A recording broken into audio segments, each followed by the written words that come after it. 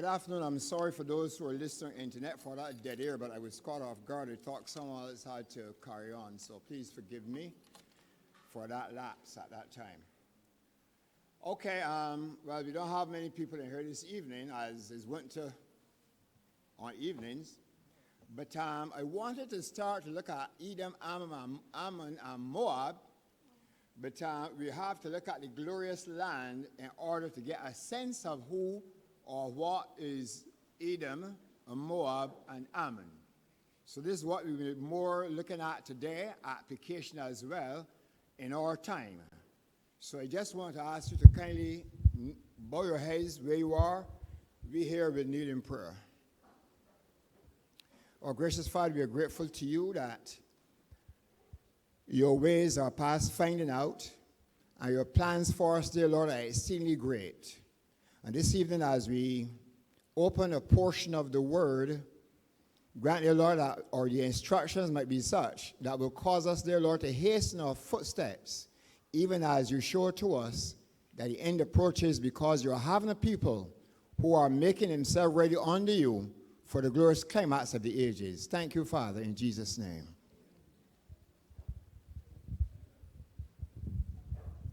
All right, now, I started the handout here by saying, has everyone a handout who desired one? Oh, handouts need to be brought up on this side. Now, this, it's very interesting as the handouts are coming up on this side. I'm sorry that the people on the internet can't have had a copy really. But, several weeks ago I mentioned we were beginning to discuss the camp of the north, the camp of the south. And we realized that they're both about ideologies, really. And the camp of the north ideology, like I said last week, is really anti-Christ. That's what it really is. And the camp of the south ideology is anti-God. Therefore, they're both the same thing. And we said at the same time, we look at the Hegelian dialectic, in which you have a thesis and antithesis, they clash up together, and some other thing comes out. And that is Satan's way of operating and fooling humanity about their ability to do things. And it constantly shows that man really, especially in his raw state, cannot really do anything. And this evening then, and before you say go on to that, I hope you are paying attention with what is going on in the earth right now. What is happening up in China? There seemed to be, like some person, like Brother Newton showed me a little thought there. Some person asked, is this another Tiananmen Square? And that would have happened, I think, in 1989 it was, when they had an uprising, and that famous picture of a man going right in front those tanks, and as we're stopping them. But this time it seems to me as if this might well be I want careful words, the decline of the camp of the south in that part of the world. That is to say, that ideology is being challenged even by the people inside China mainland. Of course, they were being challenged from Hong Kong at first, but now because of this coronavirus outbreak, and you've heard of the guy who was, as it were, a whistleblower, he died, and the Chinese tried everything not to let that man die, because the news got out that if they had listened to what he had said, this situation would not have been bad as it is, and as many people might not have died. So it seemed to be fomenting in the Chinese population. Where will it end? I don't know. Or when will it end? But we have the assurance that he who we would call the camp of the north will really come against that ideology of the south, and with, like a whirlwind, with chariots, etc., and cause a destruction. Let me use that word. And going further, just before we pick up our study here, it also brings us to the reality that human beings' quest for freedom cannot forever be put under pressure, and it cannot forever be kept down. Russia tried it, and I suspect that the papacy, and matter of fact, this is what the words have inside the what has been written, that the papacy, in collusion with the United States at the time, Reagan, were responsible. I am now told also from some information that the Jesuits are in China. I was suspecting that what was happening in Hong Kong was not just merely the Hong Kong people, but I thought that there was somebody stirring them.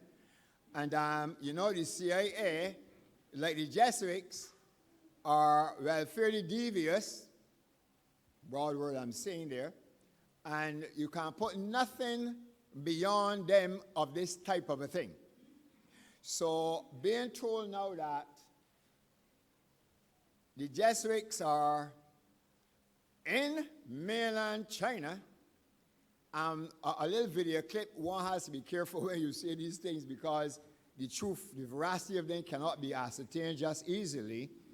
But there's a thing going around on the internet which says that the Jesuits have gotten some of Ellen White books that they named them the Desire Ages, Prophets and Kings, and the Great Controversy, and they have been inserting some falsehoods in between them and giving them to the people. So you can see what could be happening in actual fact. So it means that the King of the North, if that is true, is intending to overthrow that system, and therefore then bring Egypt and all the countries under her, even as verse 41, 42 go on, as we shall go on in these studies. So these things are reminding me of what happened between 1989 and 1991, when at the time the book, The Gathering Nations, was being, with the studies of the Gathering Nations was being done. But we need therefore then to keep our eyes, brethren, in the Word of God, and watching what is happening at the said time throughout the world. And God's people therefore they must be aware and must be prepared, because one never know, according to Ellen White, the suddenness of what may occur that would impact us very, very definitively. So bear those little thoughts in mind, and don't think that these things are so isolated, it's up that part of the world, because the challenge is to China's economy. That was the superpower to challenge the United States. And therefore, if that crashes, it leaves the two Revelation 13 beasts to probably come up top, and you know what happens there. An image to be beast will be made, and that will be said by the second beast from the people. And one of the other things I just want to say is, with the Trump's, what is it again? He was involved with his trial, and of course you know what happened. And with the evangelicals behind him, my question is, will he now repay them for their patronage? Will he then give them more leeway? And may we see false Protestantism coming into its own in a certain way that might create problems for the people of God? All these things in my mind are serious possibilities. I can't tell you when. I know they're going to happen, but I can't say when. And it will seem as if, to me, they're going to happen fairly suddenly, rapidly, and I should add, in other words, soon. But how soon is the question. I can't tell you that. So with those little thoughts in mind, just to keep your mind really where it could be, I will proceed here. The glorious land. I say the term is brought to view two places in the King James Version of the Bible. That exact term. Of course, you have Holy Land, you have Beulah Land, similarities, but I'm dealing with these two terms that are found in the book of Daniel. They are found in Daniel 11:16 and Daniel 11:41. And I want us together to read Daniel 11:16 and 41, where these two terms are found in the King James Version. So kindly read with me at this time, brethren, as we get going. Let's go. But he that cometh against him shall do according to his own will, and none shall stand before him. And he shall stand in where? The glorious land, which by his hand shall be consumed. That is verse 16. Verse 41 says what? He shall enter also into the glorious land, and many shall be overthrown. The word nations is italicized, and therefore we can leave it out because it's just an added word, and it can cause a misfocus, I call it. So you see, and many shall be overthrown, but these shall escape out of his hand, even Edom and Moab, and the chief of the children of Ammon. Very interesting study, and we can do a prolepsis of it even. These three nations, when they were born, how they developed, or the progenitors of them, in this case Esau and Edom, he developed as a nation, and then he interacted hostile, very hostile with Israel. And that then will bring to the fourth position, in my estimation, where Christ in actual fact is brought on the scene and his work for Edom, Ammon, and Moab, and that is something else that we look at God's willing next week. But I just wanted to have gotten in there for the start. Okay, I hear say though, to understand who Edom, Moab, and Ammon are today, who they are today, we need to understand what the glorious land is, because the glorious land is going to give guidance about these others. And of course, you see how it precedes the same three entities. So I say here an understanding of this is had starting from verse 15 of chapter 11. So I want to look at the glorious land today, and therefore verse 15 of chapter 11, to my mind, gives us, as it were, a good place to start.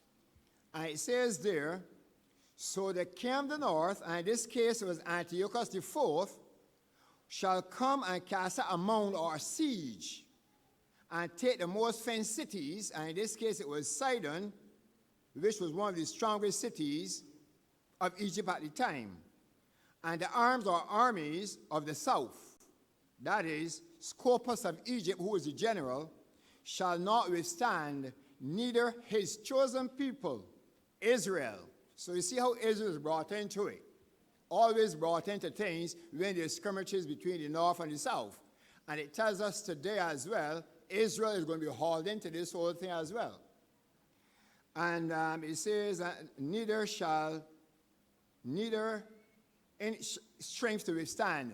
So they wouldn't have strength to withstand. So what I'm saying here now is trying to give a little historical perspective of really what verse 15 is leading to with the glorious land. So that Israel is brought into it, the camp of the north and the camp of the south, and for those who come on Sunday nights, you have heard a lot about the prolepsis. You will see Babylon there in the north, Egypt in the south, and right there at the, well, tangentially told them, but in the center, as you're going to call it, you'll find Israel.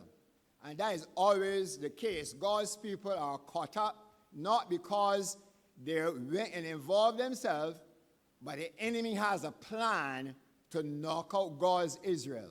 As he had a plan and knock out that Israel back then by making it, of course, unfaithful to God, he has a plan to make this Israel, who we shall find out who it is, also unfaithful, distrust God.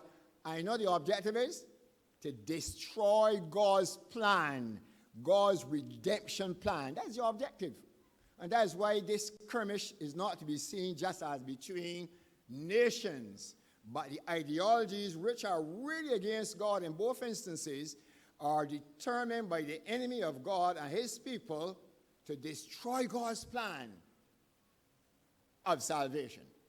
So I want you to see that from that perspective. Okay. So I do a little explanation further of the verse. And of course, there's so much in these verses that sometimes your perspective is not necessarily the only perspective. I can only look at one aspect of it. And we can look at something very interesting as we go a little further on in terms of what is happening now in Adventist circles about the glorious land. And we can be shocked. What people are calling the glorious land today. Is it what we say it is? Or is it what they're saying it is, even in Adventism? So I go on to say that at this time, between Papal Rome, of course, who was therefore then, pagan Rome, who was really the king of the north, and Egypt, represented by the king of the south, it says the child king Ptolemy the fifth had as his guardian Aristomenes. So it was a young boy who was now coming to the throne in Egypt. His education was entrusted to the Roman Lepidus. And it's interesting, like I said last time, how Rome came in. You know, we look at the fall of the Grecian Empire, the four winds of the earth to which was scattered and was controlled by four generals. And then a little nation came out of one of them, and it was pagan Rome who really came out of them. So pagan Rome got into Egypt first, but of course, Egypt was not sufficient for her because the north was bigger, comprehending north, east, and west. But Egypt was just the south. Just give you an idea of what we said last time. So that coming in now and getting a foothold inside Egypt, pagan Rome began to exert a little power. And many of you should remember some of these studies were done years and years ago by Dr. Duglin. But what we're also looking at is the currency of the time to which we've come, because it becomes very important that God's people understand where they are at these kinds of a time. Because the world itself now is on edge in every respect. And we should have something to say about the word of God, about fulfilling prophecy. So I say here then, second bullet, the king of the north at this time is Syria, the Seleucid kingdom. And it appears from this that they also came against Israel as well against Egypt, from what the verse says. The people would not escape, but he went against the king of the south. So Egypt or Israel will not be able to withstand. So watch how we're developing the glorious land. We have these two entities, and we have Israel. You know, Israel was, of course, the people of God. The next bullet I say here, through the Romans, the Egyptian general Scopius was dispatched to raise reinforcement for the Egyptian army, but he and the Egyptian army were defeated, and Sidon, the strongest city, was captured. And that is what the statement inside the verse there in verse 15 is getting at and saying. Now, I say further, Egypt, the king of the south, could not withstand against Aristarchus III, king of the north. Antiochus, the third, the king of the north. So what we're having now is north against south, and they're pulling Israel into the whole melee. But let's now go to verse 16, which deals with the glorious land. And we'll see some things here, hopefully helpful, that can help us to focus to where we are right now. And like I said, this is by no stretch of the imagination all that is contained therein. And like I said last time, I'm hoping that it will also stimulate the church of God and those listening on to really consider seriously what God's servant says in volume 9, the testimonies, about the fulfillment of Daniel chapter 11 is almost completely fulfilled. And like I said, then I'll say it now, to me, the latter part of verse 40 to the end of the chapter is what now is unraveling.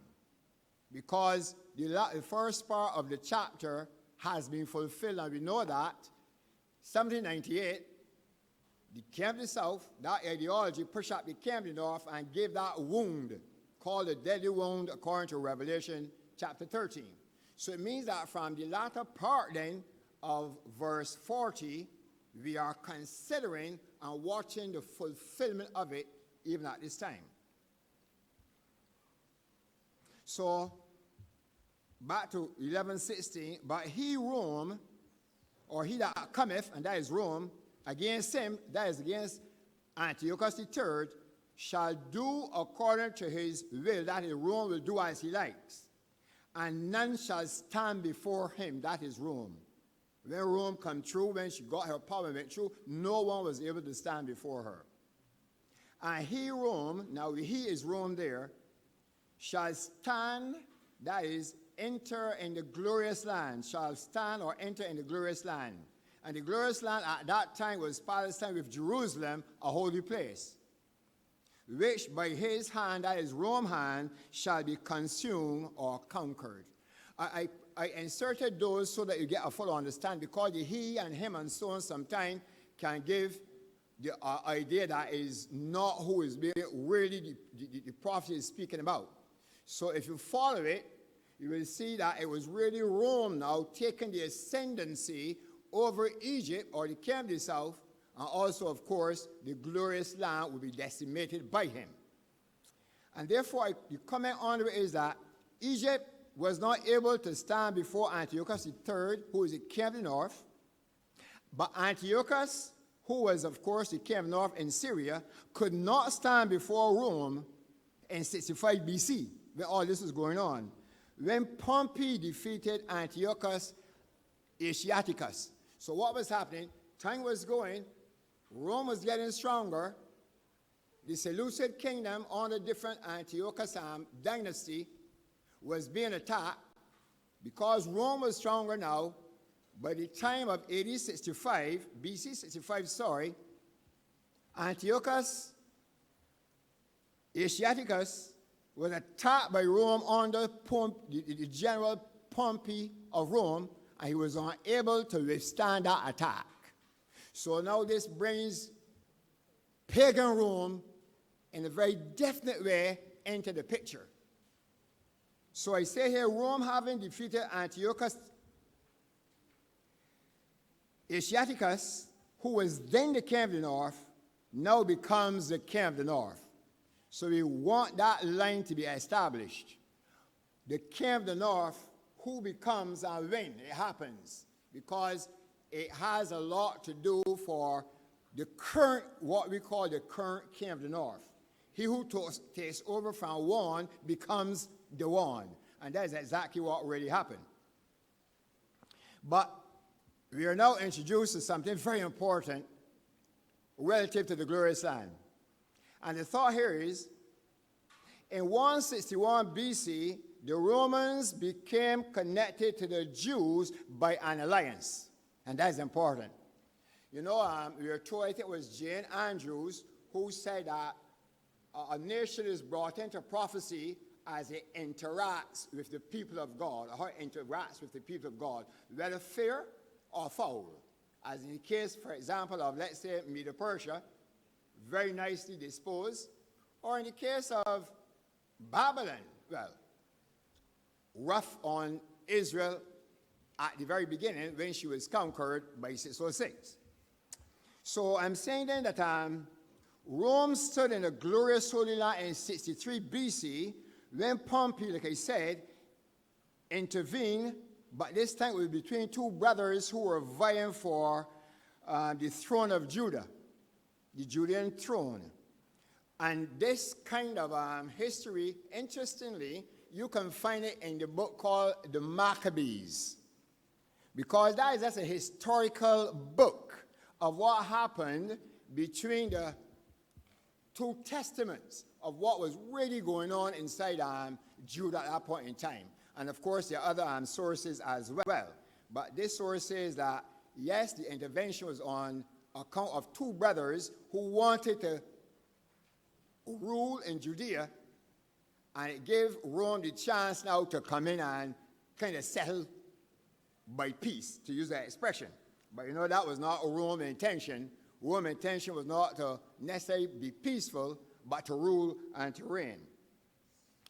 The next bullet says to you that Pompey, and watch how the glorious land is being introduced. I'm just saying these things to lead up. Like I said, the glorious land starts at 16, and watch what is really happening.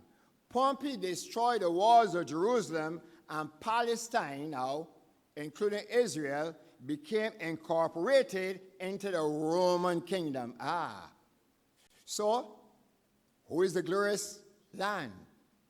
Who is the glorious land at this time? Remember, Jerusalem was the city of God, and there was Palestine, in Palestine. And you can understand, therefore, then, that the glorious land back then had a reference to where God's people were and where the temple of God is.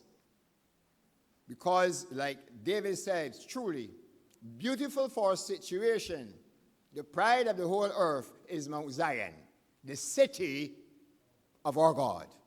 So what I'm saying to you is now, look at it from that angle and see that the glorious land really is where God's temple was at the time in the earth, and where God's people were. Because that is going to give an eye-opener as to what could be the glorious land at this time in which we live. All right, so we're going to go to a little challenging one here now. The glorious land in our time.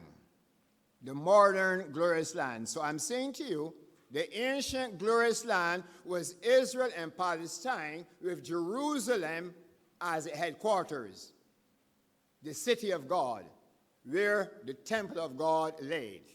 And that is very clear. Even Christ himself would have alluded to that particular fact of Jerusalem not listening to him, but you will come, as it were, to naught, because you despise the offers and the call of God.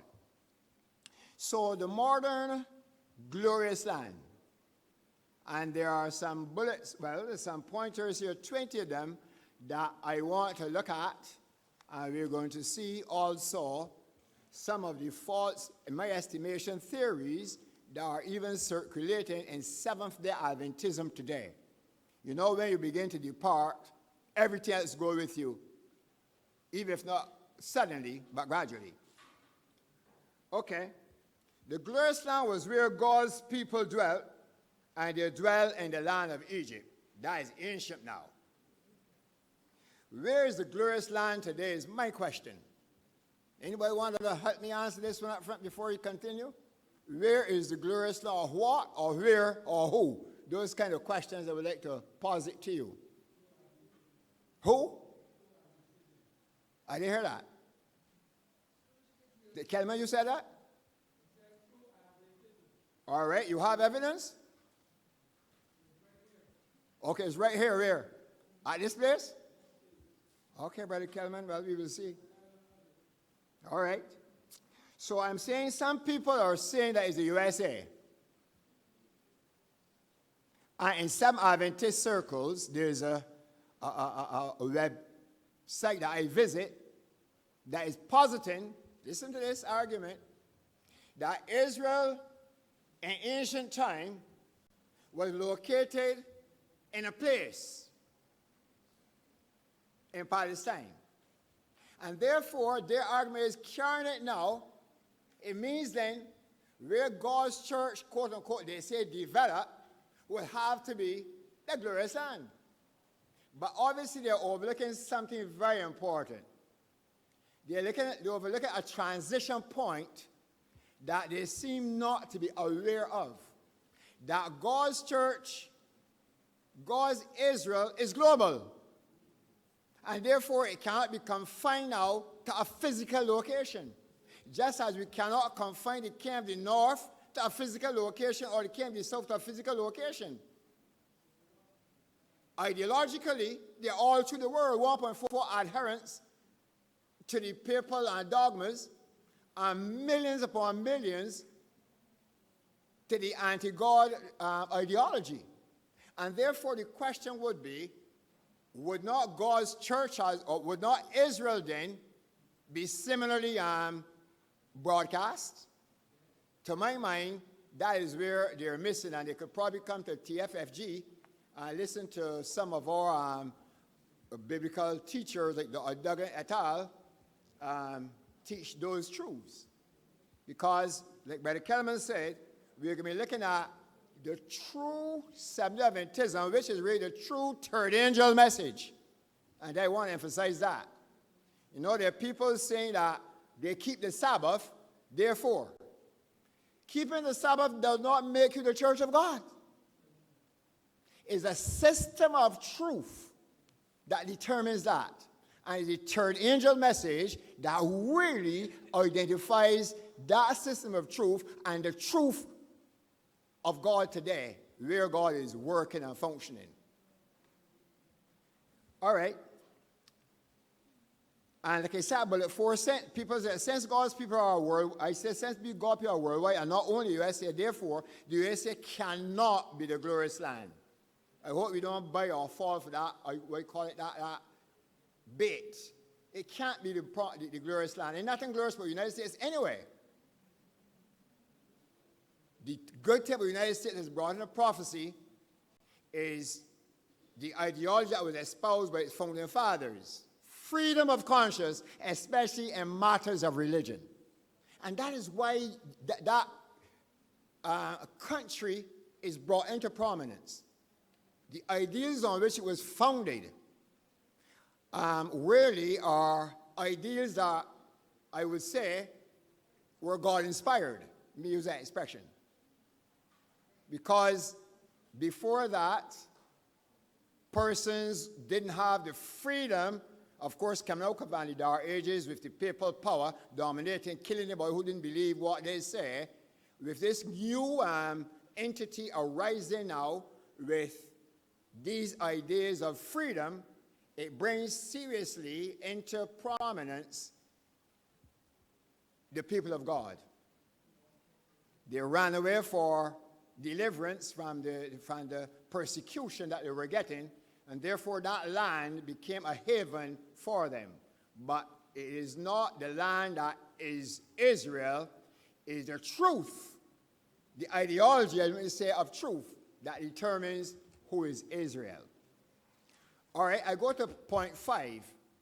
The glorious land, I say, is a worldwide entity because the camp of the north, Roman Catholicism, and the camp of the south, atheism, her enemies, are now worldwide entities. Therefore, the glorious land must also be a worldwide entity.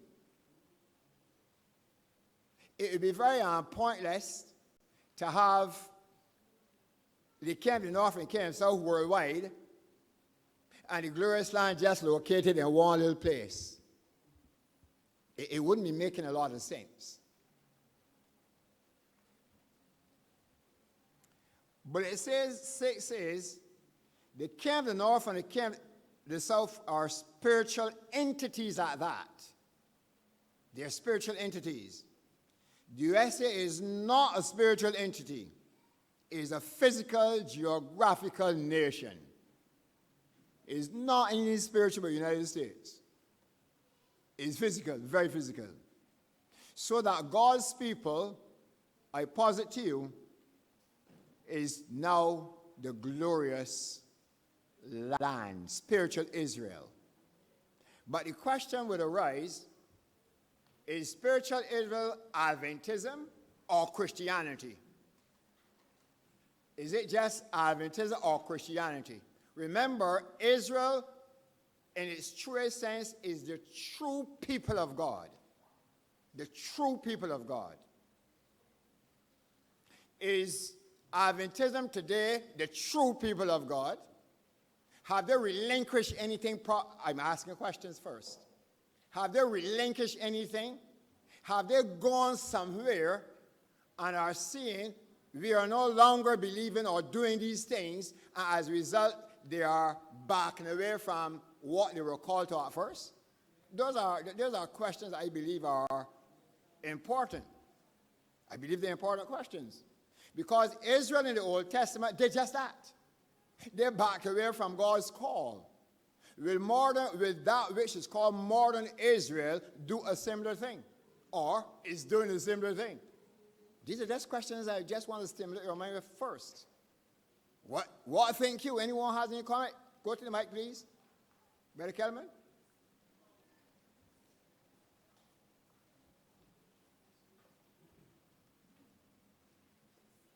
Just a question. Since God's true church is global and doesn't necessarily constitute some of the Adventists only, because Sister White herself said that the majority of God's people are yet in Babylon. Is it true, therefore, then to say that Israel is true some of their Adventism, or is it true Christianity? That is, people live not to the light that they have. Well, we have always believed that true Adventism is true Christianity. That you can't separate them. The system of truth that was given to the church constitutes, in my estimation, true Christianity. And when you move away from certain tenets, like, for example, not being sure of the nature of Christ, putting it as might be like Adam before the fall, or might be some other kind of a in-between thing that does not exist. And if you begin to postulate that as an organization, or the organization, have in the 28 doctrines, what are you actually saying? To me, you'll be saying, I am no longer I no longer follow that line. And if you continue down that trajectory, where will you be ending up? So yes, Brother Kelman, to your question, I would say that it is true Adventism, which is a true Christianity, that which has been delivered to the Church of God, and more than that, with the advancing truth that God is sending, the advancing light, that apparently is not being seen in Adventism. You have to stop and consider then if it is only Christianity or the true Adventism. I believe that all true Christianity and true Adventism become one. I'm talking about spiritual, or I'm talking about the invisible church, the visible church, but that is a little further down the line, so I don't want to overstep my boundary at this time, the crease at this time. Okay. Like I said about the 7 again, the glorious land is modern spiritual Israel, and we're going to discover who modern spiritual Israel is, like we're trying to get to. And I say here, applying the principle of type and antitype in prophecy, we don't usually necessarily apply in prophecy, but applying it in prophecy, if Israel was the glorious land in the type, then modern Israel is the glorious land in the antitype. Is that easy to understand? I think it's fairly clear. I have not yet, of course, we spelled out who was ancient Israel. Now we spell out who is modern Israel, so we get a sense of where we're going.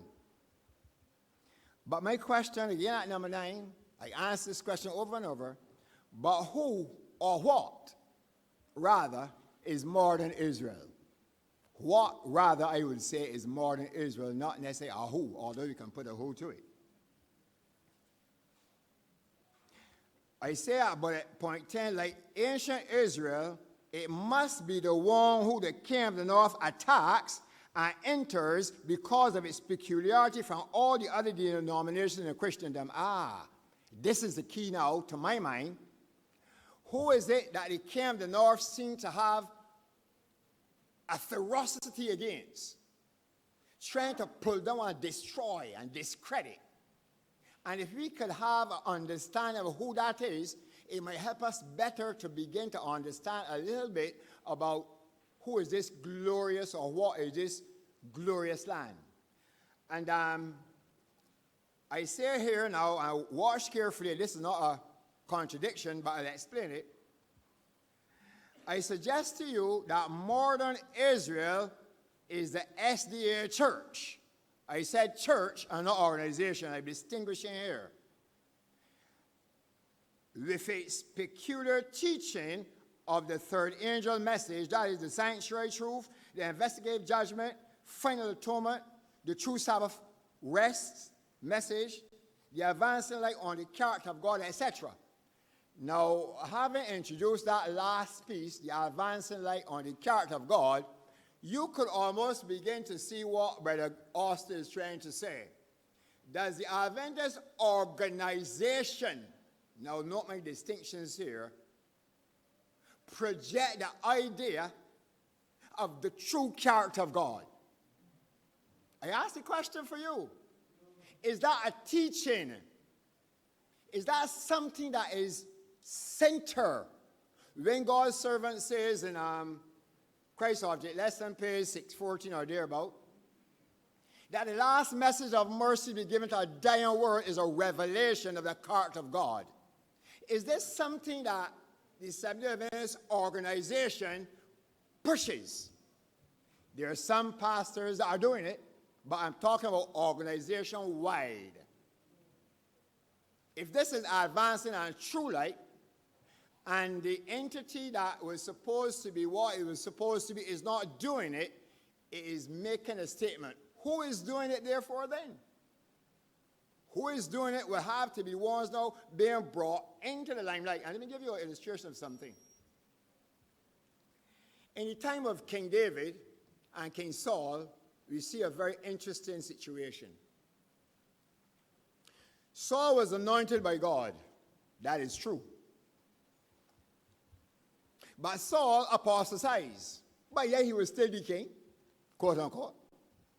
But God had gone and anointed a new king, while Saul was quote unquote king. As far as Israel was concerned, or the people were concerned, but not as far as God was concerned. The person ready to take the reign was David, God's man. Saul had, well, just like Israel, has used up his time and was now just waiting for the final collapse when he killed himself. Like when Israel killed herself when they crucified Jesus Christ. They ceased to be the people of God at the time of the crucifixion of Christ, and not in AD 34, but in AD 31. And like Israel back there with Saul, it was just waiting on to the collapse to occur officially. But really by AD 31, Christ has set his true church in motion as he called his disciples, set them apart to carry the work to the rest of the world. And I'm saying now, if you go and bring this a little further, who will now constitute the true church?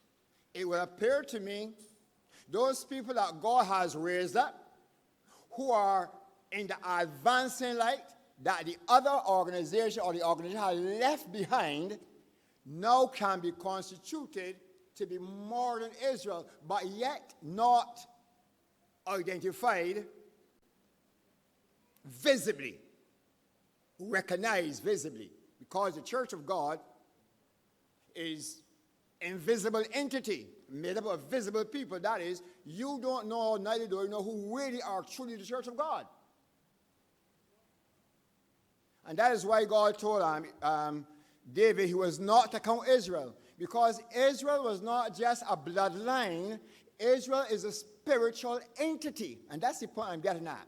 So you can't now just say because Adventism started as God designed, that is still now God's people having rejected a significant message, that is leadership, a significant message, and then begin to dabble with Babylon.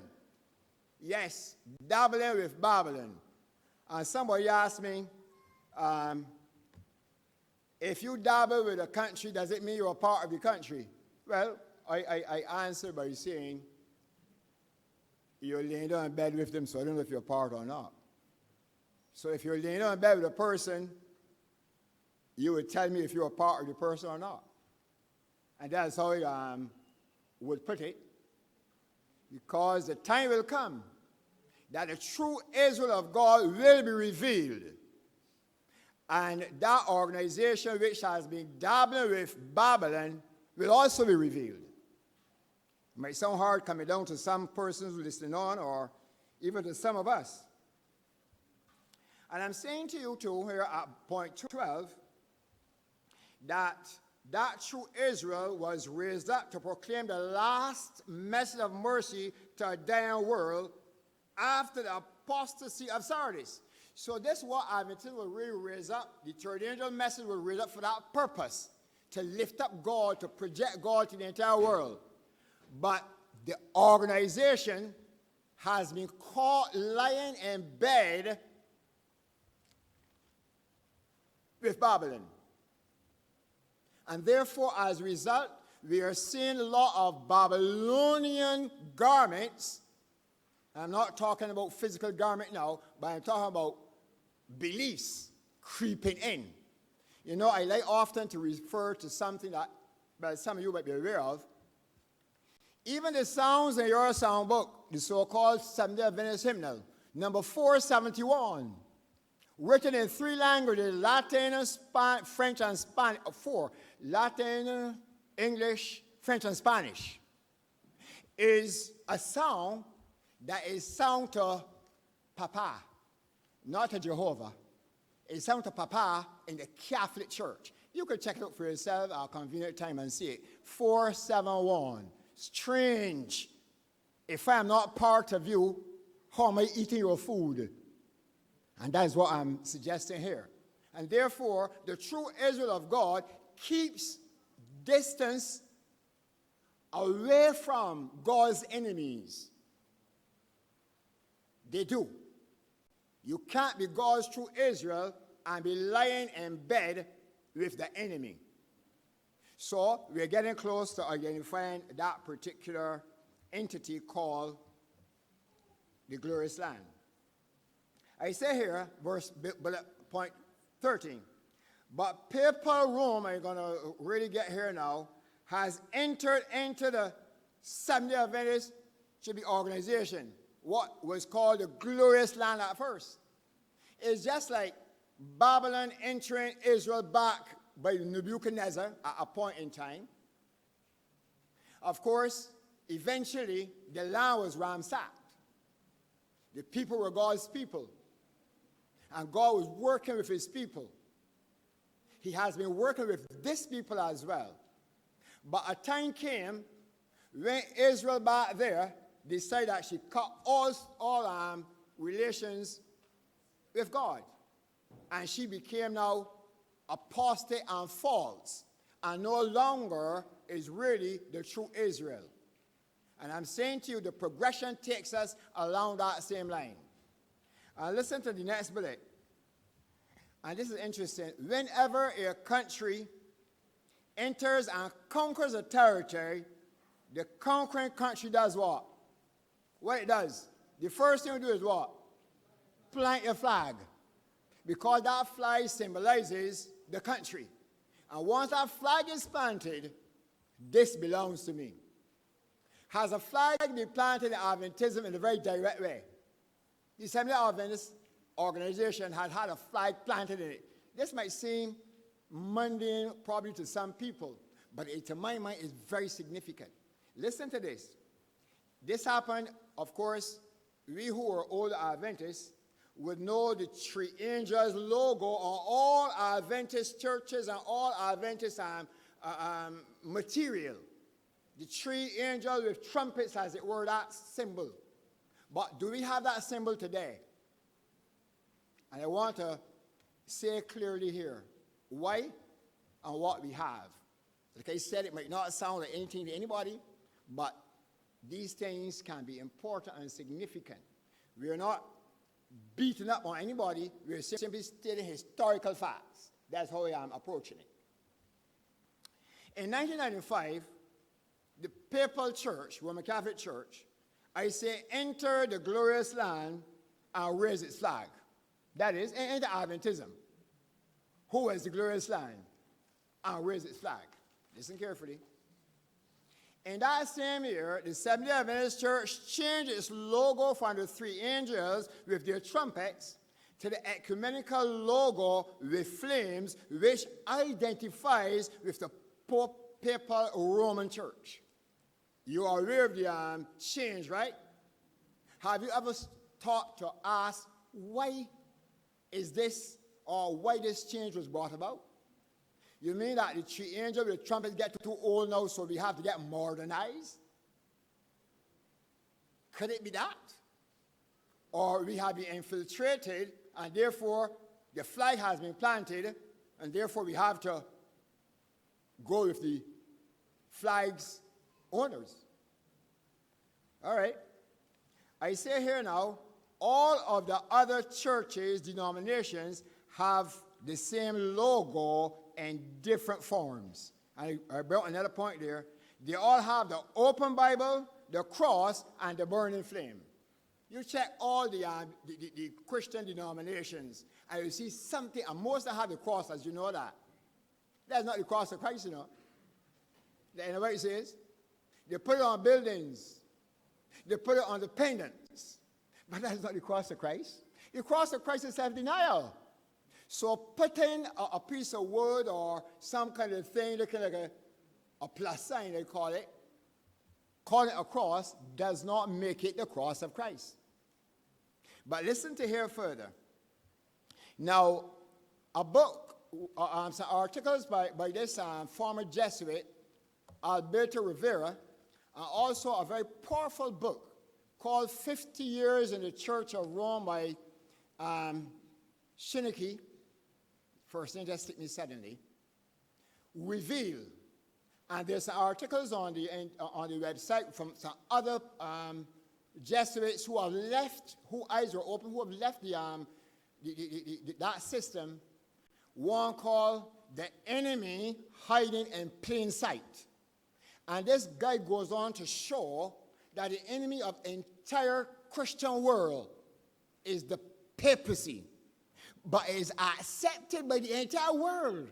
And therefore, he says it is hiding in plain sight. Your enemy is in front of you, and you cannot see it.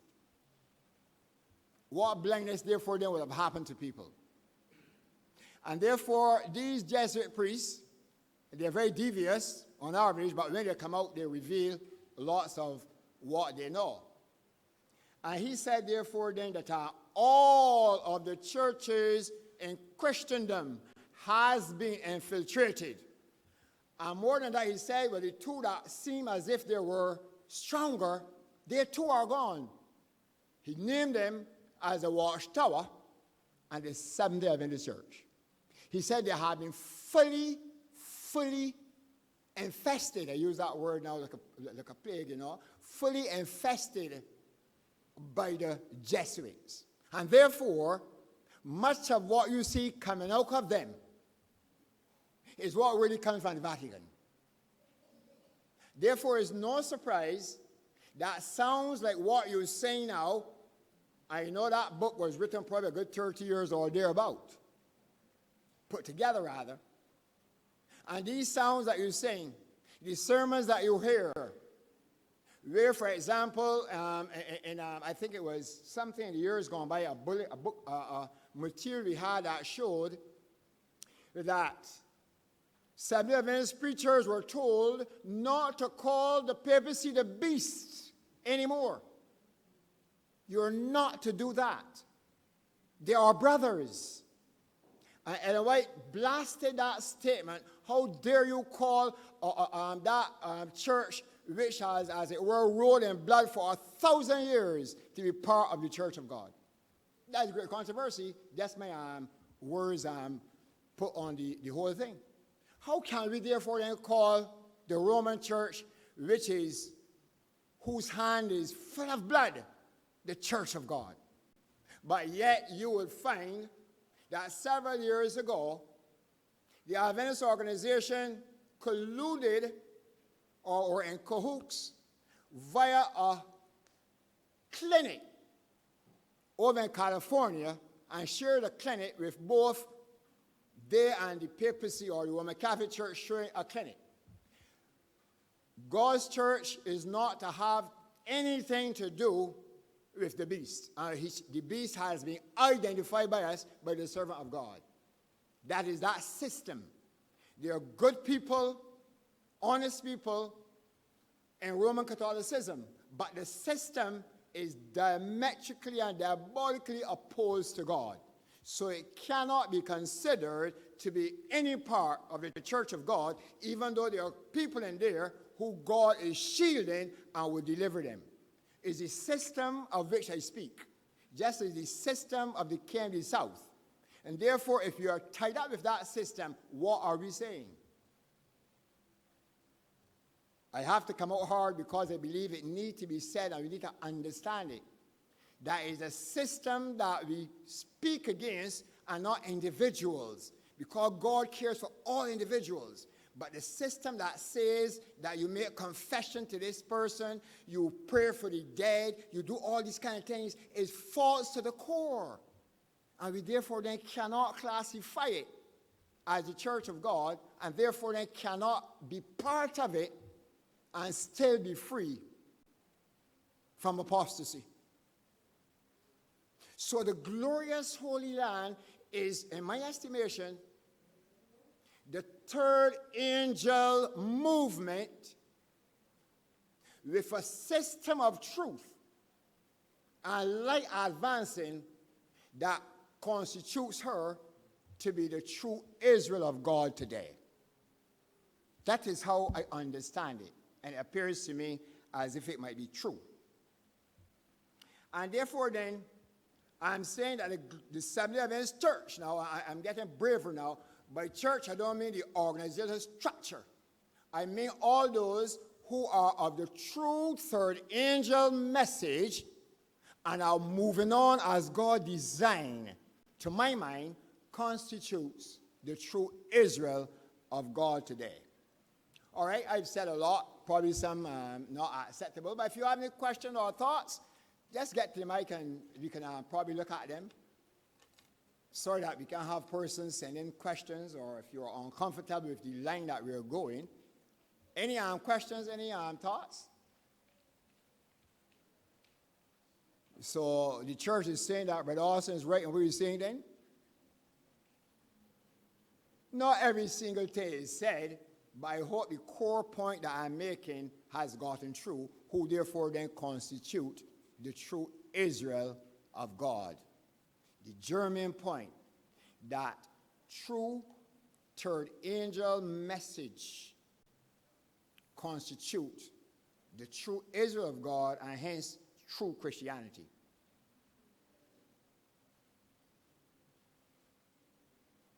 I am not going to say to you, like I said earlier, that all here constitute the true third angel message. Even in the church that have turned away, there are true people there as well.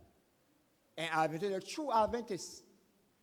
But their organization has, in my estimation, sold out.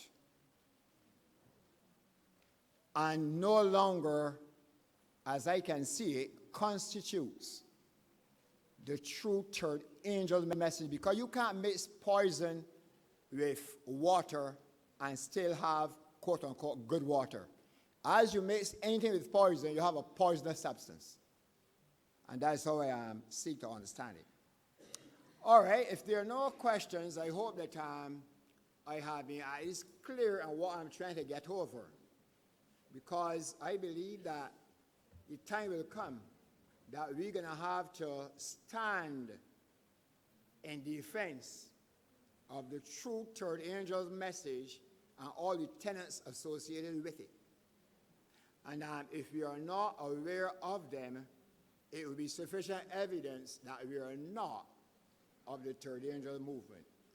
So it's not where you are sitting necessarily, but it's the truth that you believe that inspires you, that determines if you are part of the true Israel of God in this end time. All right, any questions, any thoughts, or we can proceed and go a little further to the other section, just a little introduction to it. Brother Newton, you're... Oh, you go ahead, just a question, what you want to ask or say.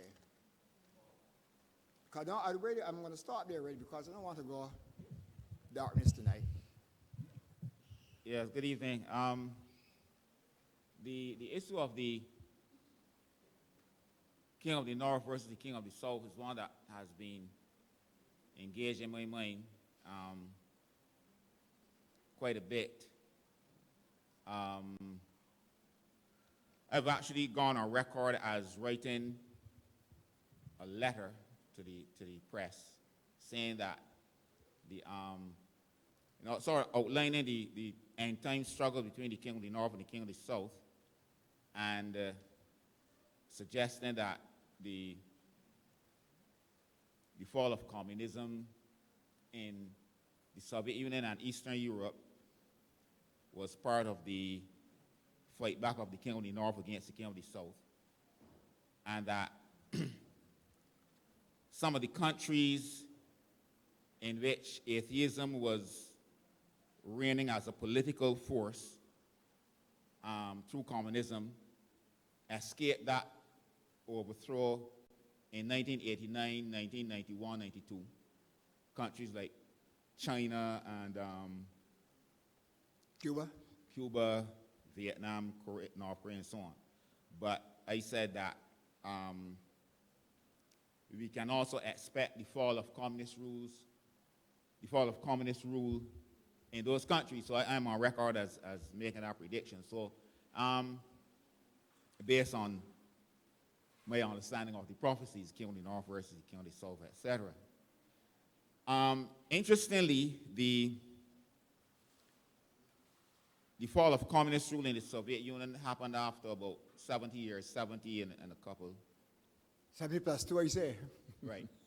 The other countries in Eastern Europe, their communist rule was 40 years. At that time, 1989, communist rule in China was 40 years old as well. Yeah. They crushed the movement through the Tiananmen Square massacre. Well, last year, 2019, would have been 70 years of communist rule in China. So they're into 70 plus. We had the uprisings, the protests in Hong Kong, starting last year, around the middle of the year, against an extradition bill.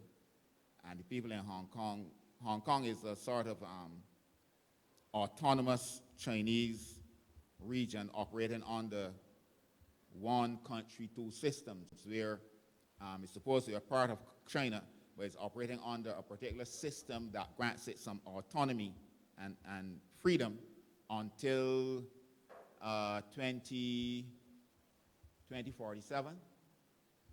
50 years. Yeah. But what they were noticing is that long before that time came, the Communist Party in China was encroaching and taking away more and more of their rights. So when this extradition bill came up, they said enough is enough, and they began these massive protests against essentially the intrusions of the Chinese Communist Party into the affairs of Hong Kong. So I've been watching those protests, but now in the mainland China itself, which escaped those protests, now through the handling of the coronavirus, the new coronavirus, and we need to state that a coronavirus is not something new. It is something that has been around for a long time. What they have in China now is a new strain of coronavirus. But that coronavirus thing now, situation has led to protests in China now. Mainland China. In mainland China now. And there is now open revolt against the Chinese Communist Party in China. Now, the interesting thing is this, that part of the way things operate is that down the line, authorities down the line in China don't they don't report bad news unless, you know, it is really bad, terrible. Because you are not supposed to report anything bad, essentially, that will make the Communist Party look bad. So when things begin to happen, for instance, like when SARS broke out in around 2002, there was a lot of cover-up because nobody wanted to report the bad news, because then down the line you get punished reporting bad news. So when the recent outbreak began, this doctor that we know, Li Wenliang, he began to tell some of his comrades, well, something going around. It looked like SARS. Be careful. The new virus had broken out. And he was called in by the police, censored, and told to shut up. Well, that news came out, and people became aware of his situation. He caught the virus and died. He became sick, and then eventually died. But he became a national hero among the people, because here it is, he had tried to warn people. He was shut down, and here you have the whole thing blown up, and lots of people being infected and hundreds dying. And so he became a national hero among the people.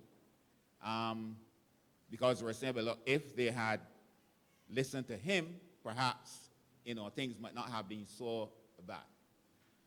So he became famous, he became a popular hero and so on. And he became sick, and people became aware of it. And on Thursday night, this is the information that came in. On Thursday night, his heart stopped beating at 9:30. This is the report that came out. And people began to report it, and people began to pour out their sympathy, but also their anger and their fury that, look what has happened. The very person that tried to warn us and was shut down, now he has died, and here goes everything blown up. So, but the interesting thing is this, that when, after his heart stopped beating, officially he had died, and the news began to come out, and people began to vent their fury and so on, instructions came from the top, cool down this news. And here it is that the authorities in China did not want this man to die. And they did everything to bring him back to life. And they sent stories around saying, he's not really dead, he's in a critical condition, and we are fighting heroically to save his life. They did not want this man to die. Why? This is a man who had been censored by the state. Why they didn't want him to die? Because if it became known that this man was dead, all fury would break out in China. So eventually their efforts were in vain, and his death was reported then at 2:58 in the following morning. Well, since then, everybody, well, can't say everybody, but the people in China have been protesting against the whole management of this thing. And they have now begun openly to call for free speech in China. The Constitution says that the people of China have free speech. Well, there are people now saying, well, we need to have these guarantees implemented. We need to have an apology to this man, or on behalf of this man and the others that were persecuted for bringing out the news. We need to declare this day as National Free Speech Day. And another request. But openly now in China, people are revolting, and they're calling for freedom of speech in China and implementation of the guarantees in the Constitution. So I'm saying something serious has begun in China. We need to keep our eyes on these things that are going on. All right, thank you for informing us on certain things. And, the end will not come except the bride makes herself ready. And that's the point I want to drive home. The true bride, and not the fake bride, is she who is of the third angel movement, where a pin or a block is not to be stirred to disturb those truths that has been set down.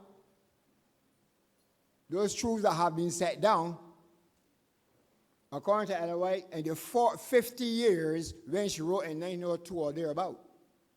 So therefore, whoever interferes with those particular doctrines or interfere with the true third angel movement and put themselves, in my estimation, outside of God's true Israel today. And that is why it's important for us to understand these events that are going on are not really in isolation to the church of God. Because as the enemy sees God's church making herself ready, he too is kicking into gear to create problems and to foment. And the thing about it, like I said last week, he will pit the Antichrist system against the anti-God system, which is one system. It's really one system, you know. And as a result of that, the new world order will emerge, and persecution of the church of God will occur, and soon after, probation closes, and Christ will return. The last thing I want to leave you with is what I was discussing, but we were discussing earlier, and by the last hours, and one or two people had spoken to. I think I mentioned it a little bit here.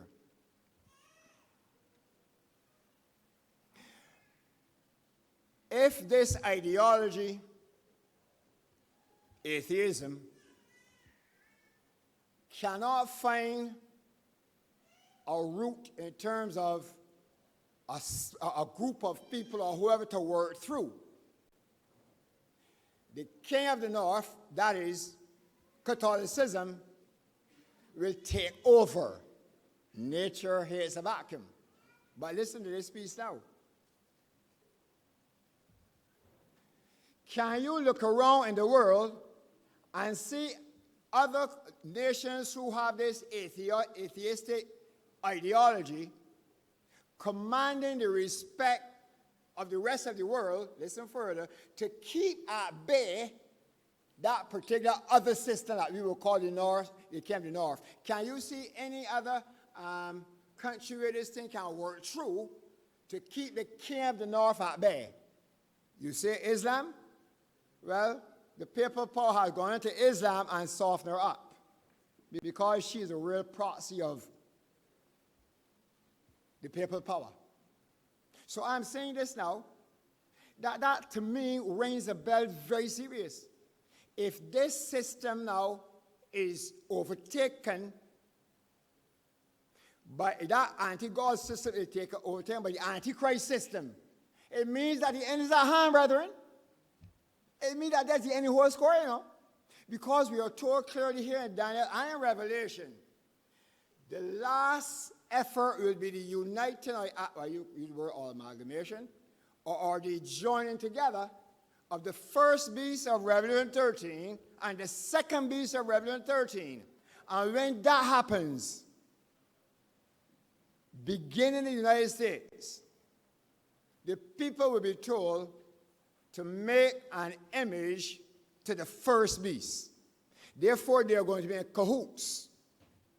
And it has a nice statement that says that Catholicism in the East, false Protestantism in the West, will be actually the union that will occur to spur what you have been talking about for years. But the assurance is that God is having a people of the third angel movement who are coming into line, who therefore they are maturing to the stage of the air that God could permit the King of the North to begin his rampage. That's how you see it. And it means therefore then, once there is no King of the South to stop him, It means then that he will encompass the same came to southern Egypt, as is said in Daniel 11:41. And therefore he will have his full sway. And those who will be targeted are those of the third angel movement. The mark of the beast, that mark of God's people, the seal of God's people will be seen in those who keep the Sabbath. But the sealing is not the Sabbath itself necessarily. They are sealed by the Spirit of God. But the sign is the seventh-day Sabbath. Very, very important. And therefore, I just will conclude by saying, brethren, this thing, to my mind, seems closer than we think. It appears that way to me. I don't know about time element. It seems closer.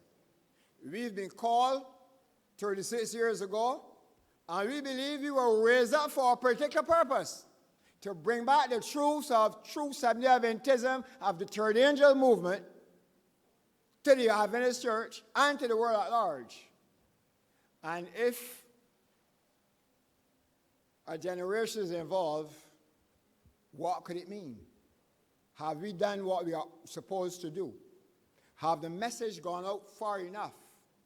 Is it going still further enough with your books or with your voice or your presence? So that God looking on can see that there are a group of people who are making themselves ready and are actually ready, that he can put them in battle and he will not be embarrassed. Brethren, that is our call. I believe it is that close. Once this camp itself is out of the way, you can be sure. Once that ideology has been put to bed and is taken over by the other one, you can be sure, in my estimation, that we're on a straight road. We're on the corner no more now. We're on the straights. We turned the corner already now, and that means that we are on the straights to the end of it. I hope, brethren, that at least you've been stimulated sufficient to consider your own position if you are part of this third angel movement, understanding and experiencing the truths and the unfolding truths that continue to come to the people of God. All right, just before I conclude, Brother Saul want to ask or make a statement. And this is not to pit anybody's mind against the Seventh-day Adventist organization, but to show us that we are in their position, very serious position. I'm not sure I'll get a chance to say it next week, and I wanted to say it last week, so I may as well use this opportunity now. I just wanted to mention we call a line of parallel, how we should arrive at truth. We know that, and what we already know. We already know that the Daniel 11, and especially the events from 40 to 45, must be parallel to the prophecies of Daniel 13 as well as 17. Revelation. That is the seventh. Revelation 17, as well as Revelation 13. All three must be parallel. And so the events must be the same to take place within those particular verses, as it were. Now, in the days of Christ, we know that there was a constant battle between Babylon and Egypt. And the Babylonians had to come through Jerusalem to go and fight with those in the south. And then in Daniel 11, we know of the wars between the king of the north and the king of the south. So there was one point where Babylon was represented as the king of the north, Babylon, as the enemy of God's people. And then the king of the south as Egypt, as it were. In Daniel 11, particularly, we have some both were enemies of God's people. Pardon? Both were enemies of God's people. Right.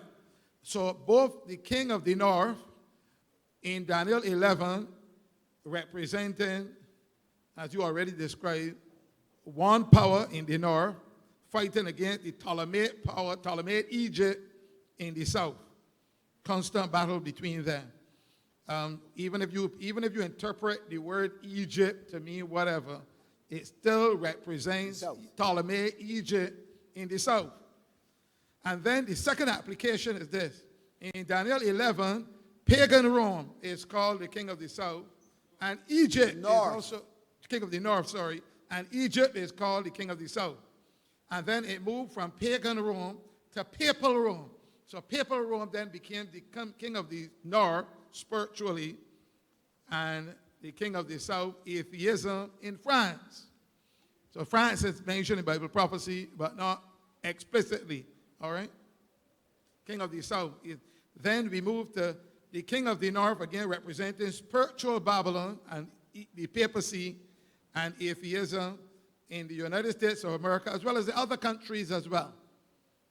It is that must be overcome before they can begin to put pressure on the people of God.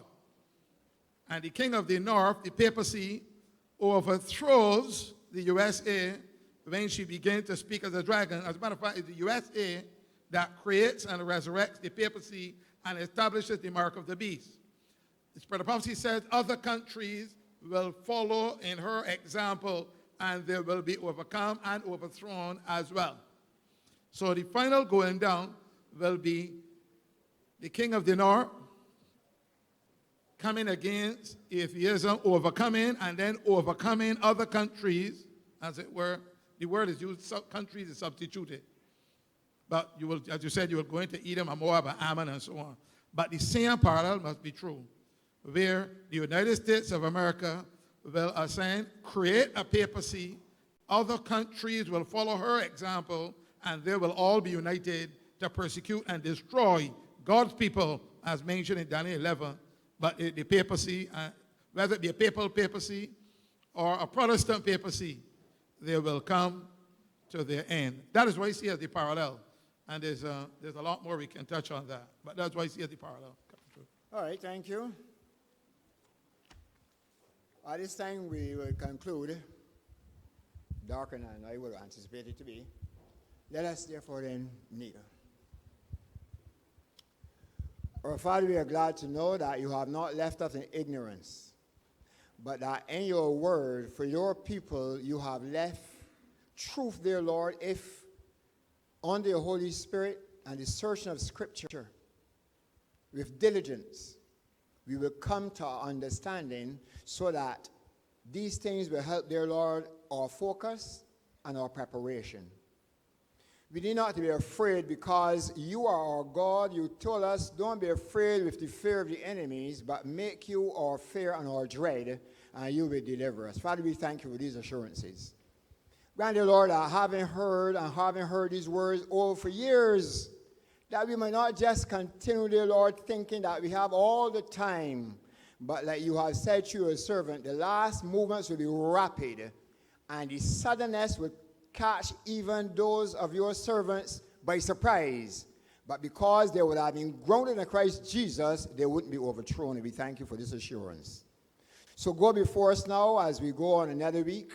Grant that we might keep in our minds the things that you have taught us, dear Lord, over and over, that we will not allow the enemy, dear Father, to get the better of us. We thank you for the sacrifice of your Son.